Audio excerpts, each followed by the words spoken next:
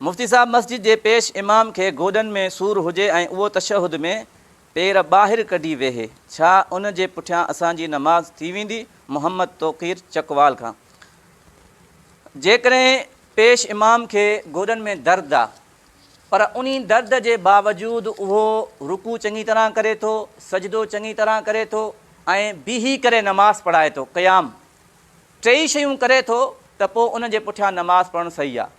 हा, जेकॾहिं उहो वीचारो एतिरो तकलीफ़ में आहे जो वेही करे नमाज़ पढ़ाए थो, त पोइ उन जे पुठियां सिहतमंद माण्हू नमाज़ न पढ़नि। मुफ्ती साहब, घर जे शीशे ते कलमे जो स्टीगर लॻल हुजे ऐं उन जो पाछाऊं ज़मीन ते पवे, छा उहो बेअदबी न आहे? पीर बख़्श मीरपुर ख़ासि।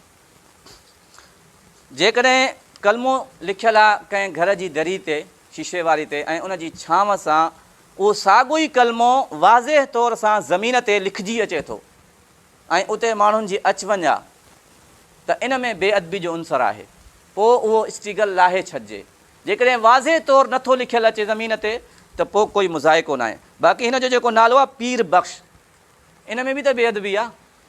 पंहिंजे नाले जी तरफ़ ज़हन न हूंदो आहे त मां जेको नालो रखियो आहे पीर बख़्श, बख़्शण वारी ज़ात अलाह जी आहे, कंहिंखे बि ताक़त न आहे। पंहिंजे ज़ात जी तरफ़ ऐं पंहिंजे नाले जी तरफ़ बि तवजो हुजे। अस्सलामु अलैकुम मुफ्ती साहब, जुमे जे ॿिनि ख़ुतबनि जे दरमियान छा पढ़णु घुरिजे? हाफ़िज़ इक़रार अहमद। का बि दुआ पढ़िजे, रब्बना आतिना फ़िद दुनिया हसना व फ़िल आख़िरति हसना व क़िना अज़ाबन्नार, अल्लाहुम्मा अंतस सलाम व मिनकस सलाम तबारकत या ज़ल जलाली वल इकराम।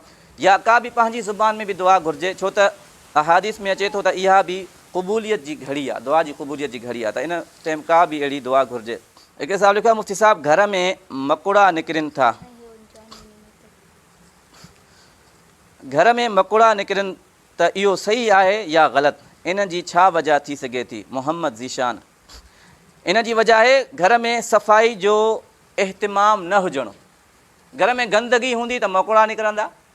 माण्हू सफ़ाई करे, घर आबाद थींदो आहे त उन में सफ़ाई जो एहतिमाम हूंदो आहे त गंदगी न थींदी आहे। जॾहिं घर ग़ैर आबाद थींदो त उन में मकड़ी बि ईंदी, मकोड़ा बि ईंदा, त सफ़ाई जो एहतिमाम कजे। बाक़ी ग़लति तसवुरात न कजनि, जीअं माण्हू बाज़ शयुनि जे बारे में ग़लति नज़रियो रखंदा आहिनि त हे शइ थी त मथां का आफ़त अचे, का मुसीबत अचे। बाज़ माण्हुनि जो ख़्यालु हूंदो आहे जेकॾहिं भित ते कांव वेठो त महिमान ईंदा, इहे ग़लति तसवुरात हूंदा आहिनि।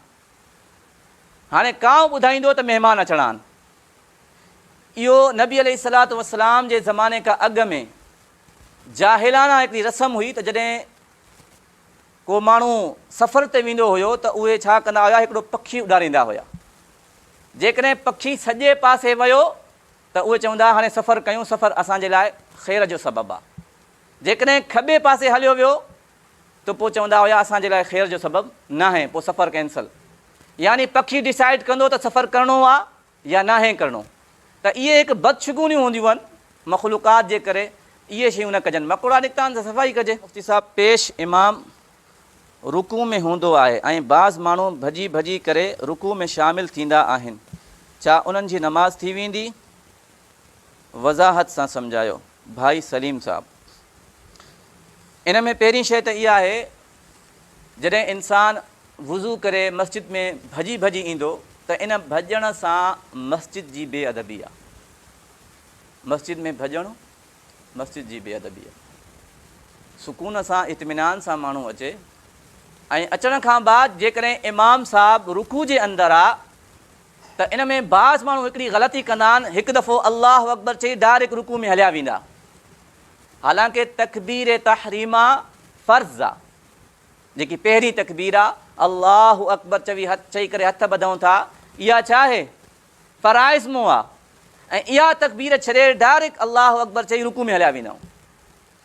ऐं तकबीर न थी त नमाज़ थींदी? त सुकून ऐं इत्मिनान सां अची करे अॻ में तकबीर तहरीमा अल्लाहु अकबर चई करे पोइ ॿी तकबीर चई पोइ रुकू जे अंदरि वञे। पोइ रुकू जे अंदरि जॾहिं वेंदो त उनखे उहा रकात मिली वई। जेकॾहिं इमाम साहब रुकू खां उथी वियो आहे पोइ इहो शामिलु थियो आहे त इहा रकात इनखे न मिली। रुकू सां रकात मिलंदी आहे, रुकू न मिलियो रकात न मिली।